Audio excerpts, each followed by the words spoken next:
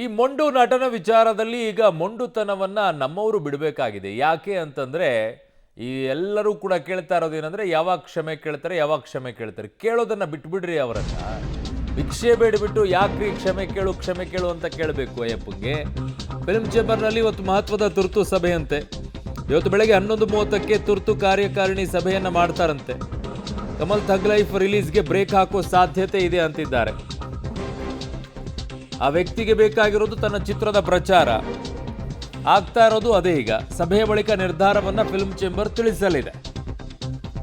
ಇವತ್ತು dead line ಅಂತೆ. ಅಂದ್ರೆ ಈ ಕ್ಷಮೆ ಕೇಳಿಬಿಟ್ರೆ ಚಿತ್ರ ರಿಲೀಸ್ ಮಾಡಕ್ ಬಿಟ್ಬಿಡ್ತೀರಾ? ಎಲ್ಲ ಸ್ವಾಭಿಮಾನವೆಲ್ಲ ಮರೆತು ಒಂದ್ಸಲ ಓಕೆ, 2 ಸಲ ಓಕೆ, 3 ಸಲನೂ ಅದನ್ನೇ ಹೇಳಿದ್ರೆ ಈ ವ್ಯಕ್ತಿಯನ್ನ ಹೆಂಗ್ರಿ ಕ್ಷಮಿಸೋದು? ಮೊದಲನೇ ಬಾರಿ ತಪ್ಪು ಮಾಡಿದ್ರೆ ಓಕೆ, ಕ್ಷಮಿಸೋಣ. ತದನಂತರವೂ ಕೂಡ ಅದನ್ನು ಅದೇ ರೀತಿಯಾಗಿ ಮೊಂಡುವಾದ ಮಾಡೋಗಾದರೆ ನಾನು ಹೇಳಿದ್ದೆ ತಪ್ಪಲ್ಲ, ನಾನು ಕ್ಷಮೆ ಕೇಳಲ್ಲ ಅಂತ ಹೇಳಿ 2 ಸಲ ಹೇಳಿದ ಮೇಲೂ ನಾವಿನ್ನೂ ಕ್ಷಮೆ ಕೇಳಿಲ್ಲ. ನಾಚಿಕೆ ಮಾನ ಮರ್ಯಾದೆ ನಮಗೆ ಇಲ್ವಾ ಅಂತ? ನಮ್ಮ ಭಾಷೆ ವಿಚಾರದಲ್ಲಿ ಈ ರೀತಿಯಾಗಿ ಭಿಕ್ಷೆ ಬೇಡ್ಬಿಟ್ಟು ಕ್ಷಮೆ ಕೇಳಬೇಕಾ? ಕಮಾನ್, ಬಿಟ್ಬಿಡ್ರಿ. ಆ ವ್ಯಕ್ತಿಯಿಂದ ಆಗಬೇಕಾಗಿರೋದೇನಿದೆ ಕರ್ನಾಟಕಕ್ಕೆ, ಆ ವ್ಯಕ್ತಿಯಿಂದ ಆಗಬೇಕಾಗಿರೋದೇನಿದೆ ನಮ್ಮ ಕನ್ನಡ ಇಂಡಸ್ಟ್ರಿಗೆ, ಏನಾಗಬೇಕಾಗಿದೆ ಸ್ಯಾಂಡಲ್ವುಡ್ಗೆ? ಕಳಿಸಿ. ವ್ಯಕ್ತಿ ಅವಶ್ಯಕತೆ ಇಲ್ಲ.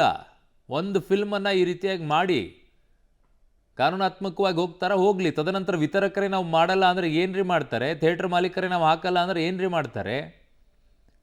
ಏನು ಮಾಡೋಕ್ಕಾಗತ್ತೆ? ಒಂದು ಸಲ ಪಾಠ ಕಲಿಸಿ. ಇನ್ನೊಬ್ಬರು ನಮ್ಮ ಭಾಷೆಯ ವಿಚಾರದಲ್ಲಿ, ನೆಲದ ವಿಚಾರದಲ್ಲಿ ಯಾರು ಮಾತನಾಡೋದಿಲ್ಲ ಇಲ್ಲಿ. ಇದೆಲ್ಲ ತುಂಬ ಸುಲಲಿತವಾಗ್ಬಿಟ್ಟಿದೆ ಅವರಿಗೆ. ಕಮಲ್ ವಿರುದ್ಧ ದಿನದಿಂದ ದಿನಕ್ಕೆ ಈಗ ಆಕ್ರೋಶ ಹೆಚ್ಚಾಗ್ತಾ ಇದೆ. ಆದರೂ ಕೂಡ ದಿವ್ಯ ಮೌನಕ್ಕೆ ಜಾರಿದ್ದಾರೆ ಕಮಲ್ ಹಾಸನ್. ಕನ್ನಡಿಗರಿಗೆ ಕ್ಷಮೆ ಕೇಳುವುದಿಲ್ಲ ಅಂತ ಮೊಂಡುತನ. 2 ದಿನಗಳ ಕಾಲ ಡೆಡ್ ಲೈನ್ ಅನ್ನ ಫಿಲ್ಮ್ ಚೇಂಬರ್ ಕೊಟ್ಟಿತ್ತು. ಇವತ್ತು ಕೊನೆಯ ದಿನ. ಸಿನಿಮಾ ರಿಲೀಸ್ ಮಾಡೋಕೆ ಬಿಡೋದಿಲ್ಲ ಅಂತ ಸಂದೇಶವನ್ನ ಕೊಟ್ಟಿದ್ದಾರೆ. ಡೆಡ್ ಲೈನ್ ಮುಗಿದು 4 ದಿನಗಳು ಕಳೆದರೂ ಕೂಡ ಕ್ಷಮೆ ಕೇಳಿಲ್ಲ. ಇನ್ನೂ ಯಾಕೆ ಕೊಡ್ತೀರಾ ನಂಗೆ ಅರ್ಥನೇ ಆಗ್ತಿಲ್ಲ. ನನ್ನ ಪ್ರಕಾರ ನೀವೆಲ್ಲ ಸ್ವಾಭಿಮಾನ ಬಿಟ್ಬಿಟ್ಟಿದ್ದೀರಾ ಅಂತ ಅನಿಸ್ತಾ ಇದೆ ಕೇಳ್ತಾ ಇರುವಂಥವ್ರು. ದುಬೈನಲ್ಲಿ ಸಿನಿಮಾ ಪ್ರಮೋಷನ್ ಕಮಲ್ ಮಾಡ್ತಾ ಇರೋದು. ಬೆಳಗ್ಗೆ 11:30 ಹೊತ್ತಿಗೆ ಚೆನ್ನೈಗೆ ಬಂದು ಇಳಿತಾರಂತೆ. ಆ ಸಮಯದಲ್ಲಿ ಫಿಲ್ಮ್ ಚೇಂಬರ್ ಕ್ಷಮೆ ಕೋರುವಂತೆ ಅಭಿಪ್ರಾಯವನ್ನು ಕೇಳ್ತಾರಂತೆ. ವಿತರಕರ ಮನವಿ ಮೇರೆಗೆ ಇವತ್ತು ಮಧ್ಯಾಹ್ನ 12ರವರೆಗೂ ಕೂಡ ಗಡುವನ್ನು ಕೊಟ್ಟಿದ್ದಾರೆ. ಇದೊಳ್ಳೆ ಕಥೆ ಆಯಿತು. ನೀವು ಭಿಕ್ಷೆ ಬಿಟ್ಬಿಟ್ಟು ಕ್ಷಮೆ ಕೇಳೋದಾದರೆ ಆ ಕ್ಷಮೆಗೆ ಏನಾದರೂ ಮೌಲ್ಯ ಇದೆಯೇನ್ರಿ? ಎಲ್ಲವೂ ಬಿಟ್ಟು ನಿಂತಂಗೆ ಆಡ್ತಾ ಇದ್ದೀರಾ ಎಲ್ಲರಪ್ಪ ನೀವು.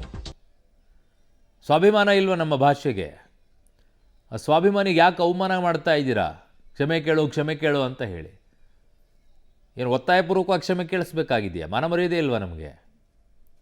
ಏನಾಗಬೇಕಾಗಿದೆ ಆ ವ್ಯಕ್ತಿಯಿಂದ? ಆಗಬೇಕಾಗಿರೋದಾದರೂ ಏನು? ಯಾಕೆ ಕನ್ನಡ ಚಿತ್ರರಂಗ ನಿಮ್ಮ ಗೆಳೆತನಕ್ಕೋಸ್ಕರ ಅದಕ್ಕೋಸ್ಕರ ಏನಾದರೂ ಇದೆಯಾ? ಅಥವಾ ಏನಾದರೂ ಆಗಬೇಕಾಗಿದೆಯಾ? ಅಥವಾ ಏನಾದರೂ ವ್ಯವಹಾರ ಇದೆಯಾ ನಿಮ್ಮದು ಅವ್ರದ್ದು? ಏನಾಗಬೇಕಾಗಿದೆ? ಭಾಷೆಗಿಂತ ದೊಡ್ಡದೇನಾದರೂ ಇದೆಯಾ ನಿಮ್ಮದು? ಒಂದು ಪಾಠ ಕಲಿಸ್ರಿ ಈ ಚಿತ್ರಕ್ಕೆ. 0 ಕರ್ನಾಟಕದಿಂದ ಈ ಬಾರಿ ಗಳಿಕೆ ಆ ಚಿತ್ರಕ್ಕೆ 0 ಆಗಬೇಕು. 0 ಆದಾಗಲೇ ಬುದ್ಧಿ ಬರುತ್ತೆ. ಕರ್ನಾಟಕದ ತಂಟೆಗೆ ಹೋಗಬಾರ್ದಪ್ಪ, ನಾವು ಅವರ ಭಾಷೆ ನೆಲದ ವಿಚಾರದಲ್ಲಿ ಅವರ ಸ್ವಾಭಿಮಾನಕ್ಕೆ ಧಕ್ಕೆ ಆಗೋ ರೀತಿಯಲ್ಲಿ ಮಾಡಬಾರ್ದು ಅನ್ನುವಂಥ ಯೋಚನೆ ಬರ್ತಾ ಇಲ್ಲ ನಿಮ್ಗೆ ಯಾರಿಗೂ. ಡೆಡ್ ಲೈನ್ ಬರೀ ಇದೇ ಆಗೋಯ್ತು. ಕ್ಷಮೆ ಕೇಳಿಲ್ಲ ಅಂದರೆ ನಾವು ಕ್ಷಮೆ ಕೇಳಿದ್ರು ಅಷ್ಟೇ, ಬಿಟ್ಟರು ಅಷ್ಟೇ. ಈಗ ಅದಕ್ಕೆ ವ್ಯಾಲ್ಯೂ ಇಲ್ಲ. ನನ್ನ ಸಹೋದ್ಯೋಗಿ ಈಗ ಫಿಲ್ಮ್ ಬ್ಯೂರೋಯಿಂದ ಭಾರತಿ ನನ್ನ ಸಂಪರ್ಕಕ್ಕೆ ಸಿಗ್ತಾ ಇದ್ದಾರೆ. ಭಾರತಿ, ಒಂದು ರೀತಿಯಾಗಿ ನಾವು ಈಗಲೂ ಕೂಡ ಯಾವ ಮಟ್ಟಕ್ಕೆ ಹೋಗ್ತಾ ಇದ್ದೀವಿ ಅಂತಂದರೆ ಸ್ವಾಭಿಮಾನವನ್ನು ಬಿಟ್ಟು, ಮಾನ ಮರ್ಯಾದೆಯನ್ನು ಬಿಟ್ಕೊಂಡ್ಬಿಟ್ಟು ಭಿಕ್ಷೆ ಕೇಳೋ ರೀತಿಯಲ್ಲಿ ಇನ್ನೂ ಕ್ಷಮೆ ಕೇಳಿಲ್ಲ, ಡೆಡ್ ಲೈನನ್ನು ಕೊಡ್ತೀವಿ. ಈಗ ಕ್ಷಮೆ ಕೇಳಿದ್ರು ಅಷ್ಟೇ, ಬಿಟ್ಟರು ಅಷ್ಟೇ. ಕಾರಣ ಎಲ್ಲವೂ ಮೀರಿ ಹೋಗಿರೋ ಅಂಥದ್ದು. ಈಗಲೂ ಕೂಡ ನಾವು ಆ ಹಠಕ್ಕೆ ಯಾಕೆ ಬಿದ್ದು ಆ ರೀತಿಯಾಗಿ ಕ್ಷಮೆ ಕೇಳು ಅಂತಿದ್ದೀವಿ? ಯಾಕೆ ಚಿತ್ರರಂಗದಲ್ಲಿರುವಂಥವ್ರು ನಿರ್ಧಾರಕ್ಕೆ ಬರ್ತಾ ಇಲ್ಲ? ಈ ಬಾರಿ ಈ ಚಿತ್ರಕ್ಕೆ ಕರ್ನಾಟಕದಿಂದ 0 ಯಾವ ಕಾಸು ಕೂಡ ಹೋಗ್ಕೂಡ್ದು ಅನ್ನೋ ರೀತಿಯಲ್ಲಿ ಯಾಕೆ ಯೋಚನೆ ಮಾಡ್ತಾ ಇಲ್ಲ ಇವ್ರು ಯಾರು? ಖಂಡಿತವಾಗ್ಲೂ ಅರುಣ್, ಅದೇ ವಿಚಾರವಾಗಿ ಇವತ್ತು ಫಿಲ್ಮ್ ಚೇಂಬರ್ ನಲ್ಲಿ ಒಂದು ಮಹತ್ವದ ಸಭೆ ನಡೆಸ್ತಾರೆ. ಈಗ ಸಭೆ ನಡೆಸ್ತಾನೆ ಇದ್ದಾರೆ ಆಗಾಗ. ಇನ್ನು 2 ದಿನ ಬಾಕಿ ಇರೋದು, 5ನೇ ತಾರೀಕಿಗೆ ರಿಲೀಸ್ ಆಗ್ಬಿಡುತ್ತೆ. ಇನ್ನೂ ಕೂಡ ಹಣವನ್ನ ವಾಪಸ್ ನೀಡದೇನೆ ಯಾಕೆ ಮೀನಾಮೇಷ ಎಣಿಸ್ತಿದ್ದಾರೆ ಅಂತ ಕಮಲ್ ಹಾಸನ್ ಅವರು ದುಬೈ, ಸಿಂಗಾಪುರ್ ಇಂದ ಬರ್ತಾರೆ, ವಾಪಸ್ ಕ್ಷಮೆ ಕೇಳ್ತಾರೆ, ಆ ಬಳಿಕ ನಾವು ರಿಲೀಸ್ ಮಾಡ್ಬಿಡೋಣ. ಈ ತರದ್ದೆಲ್ಲ ಒಂದಿಷ್ಟು ವಿಚಾರಗಳನ್ನ ಮೋಸ್ಟ್ಲಿ ಅನ್ಕೊಂಡಿರ್ಬೇಕು ಕೆಲವೊಂದಿಷ್ಟು ಜನ. ಹೀಗಾಗಿ ರಿಲೀಸ್ಗೆ ಅನುಮತಿ ಮಾಡ್ಕೊಡ್ಬೇಕು ಅಂತ ಹೇಳಿ ಉದ್ದೇಶದಿಂದನೇ ಈ ತರ ಮಾಡ್ತಿದಾರೋ ಏನೋ ಗೊತ್ತಿಲ್ಲ. ಆದ್ರೆ ಕನ್ನಡ ಪರ ಹೋರಾಟಗಾರರು ಸಿಕ್ಕಾಪಟ್ಟೆ ವಿರೋಧ ವ್ಯಕ್ತಪಡಿಸ್ತಿದ್ದಾರೆ. ಆದ್ರೆ ಈ ಒಂದು ಮಹತ್ವದ ಸಭೆ ಇದೆಯಲ್ಲ ಇವತ್ತು 11:30ಕ್ಕೆ ಫಿಲ್ಮ್ ಚೇಂಬರ್ ನಡೆಯೋದು, ಇದು ಒಂದು ನಿರ್ಣಾಯಕ ಹಂತಕ್ಕೆ ಬರುವಂತಹ ಒಂದು ಸಭೆ ಆಗಿರಲಿದೆ ಅರುಣ್. ಓಕೆ, ಬಟ್ ಕ್ಷಮೆ ಈಗಲೂ ಕೇಳಿದ್ರೆ ಅದಕ್ಕೆ ಬೆಲೆ ಇಲ್ಲ ಅಂತ ನಾನು ಹೇಳೋದು. ಅದರ ಅವಶ್ಯಕತೆ ಇಲ್ಲ. ಕ್ಷಮೆ ಕೇಳಲಿ ಬಿಡಲಿ, ಚಿತ್ರನೇ ಪ್ರಸಾರ ಮಾಡಬಾರ್ದು ಈ ಬಾರಿ ಕರ್ನಾಟಕದಲ್ಲಿ ಅಂತ ನನ್ನ ವಾದ. ಅದನ್ನು ಯಾಕೆ ಯೋಚನೆ ಮಾಡ್ತಾ ಇಲ್ಲ? ಕಾರಣ 2 ಬಾರಿ ನಾನು ಕ್ಷಮೆ ಕೇಳಲ್ಲ ಅಂದಮೇಲೆ ನೀವು ಒತ್ತಾಯಪೂರ್ವಕವಾಗಿ ಭಿಕ್ಷೆ ಬೇಡಿ ಕ್ಷಮೆ ಕೇಳಿದಂಗೆ ಆಗುತ್ತೆ ಅಲ್ವಾ ಈಗ? ಖಂಡಿತವಾಗ್ಲೂ ಅದೇ ವಿಚಾರ ಆಗಿರೋದು ಅರುಣ್. ಏನಂದ್ರೆ ಈಗ ಕಮಲ್ ಹಾಸನ್ ಅವರು ಕೂಡ ಹೈಕೋರ್ಟ್ ಮೆಟ್ಲೇರಿದ್ದಾರೆ. ಸಿನಿಮಾಗೆ ಅವಕಾಶ ಕೊಡಬೇಕು, ಸಿನಿಮಾ ರಿಲೀಸ್ಗೆ ತಡೆ ಕೊಡ್ತಾ ಇದೆ ಫಿಲ್ಮ್ ಚೇಂಬರ್ ಅನ್ನೋ ವಿಚಾರವಾಗಿ. ಹೀಗಾಗಿ ಕಮಲ್ ಹಾಸನ್ ಅವರು ಕ್ಷಮೆ ಕೇಳಿದ್ರು ಕೂಡ ಕ್ಷಮೆ ಕೇಳಬಾರ್ದು, ಕ್ಷಮೆ ಕೇಳ್ದೇನೆ ಕಾನೂನು ಮೂಲಕ ಹೋರಾಡಬೇಕು ಅಂತ ಹೇಳಿ ಒಂದು ಪ್ಲಾನ್ ಮಾಡ್ಕೊಂಡಿದ್ದಾರೆ. ಆದ್ರೆ ಫಿಲ್ಮ್ ಚೇಂಬರ್ ಇದೆಲ್ಲವನ್ನು ಪರಿಗಣನೆಗೆ ತಗೊಂಡು ಒಂಥರ ಇಕ್ಕಟ್ಟಿಗೆ ತಿರುಗ್ಬಿಟ್ಟಿದೆ. ಏನ್ ಮಾಡೋದು ಅನ್ನೋದೇ ಅದಕ್ಕೆ ಗೊತ್ತಾಗ್ತಾ ಇಲ್ಲ. ಹೀಗಾಗಿ ಒಂದಿಷ್ಟು ವರ್ಗ ಏನಿದೆ ಅವರು ಸಿನಿಮಾವನ್ನ ಸಂಪೂರ್ಣವಾಗಿ ಬ್ಯಾನ್ ಮಾಡೇ ಬಿಡ್ಬೇಕು ಅಂತ ಹೇಳಿ, ಬ್ಯಾನ್ ಅಂತ ಪದ ಬಳಸೋ ಹಾಗಿಲ್ಲ. ಇದೇ ವಿಚಾರವಾಗಿ CCI ತಗಾದೆ ಎತ್ತಿದೆ, ವಿರೋಧ ವ್ಯಕ್ತಪಡಿಸಿದೆ. ಹೀಗಾಗಿ ಬ್ಯಾನ್ ಅಥವಾ ಬಹಿಷ್ಕಾರ ಹಾಕೊಂಗಿಲ್ಲ ಯಾವುದೇ ಸಿನಿಮಾಕ್ಕೆ.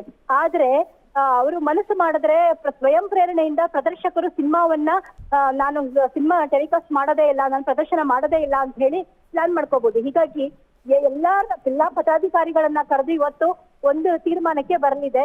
ಇವತ್ತಿನ ಮಹತ್ವದ ತೀರ್ಮಾನದಲ್ಲಿ ಏನ್ ಆಗ್ಬಹುದು ಅನ್ನೋದೇ ಒಂದು ಕುತೂಹಲ ಅರುಣ್. ಓಕೆ ಭಾರತಿ, ನಿಮ್ಮೆಲ್ಲ ಮಾಹಿತಿಗೆ ಧನ್ಯವಾದಗಳು. ಈ ವ್ಯಕ್ತಿಗೆ ಬೇಕಾಗಿದ್ದು ಪ್ರಚಾರ. ಈಗ ಪ್ರಚಾರ ಎಲ್ಲ ತೆಗೆದುಕೊಂಡ ನಂತರ ಈಗ ನಾನೇನಾದರೂ ಬಂದು ಮಾತನಾಡ್ಕೊಂಡು ಈಗ ಮತ್ತೆ ಚಿತ್ರ ಪ್ರಸಾರ ಮಾಡೋಕ್ಕೆ ಹೋದರೆ ಅದು ಅವಮಾನ, ಕರ್ನಾಟಕಕ್ಕೆ, ನಮ್ಮ ಭಾಷೆಗೂ ಅವಮಾನ.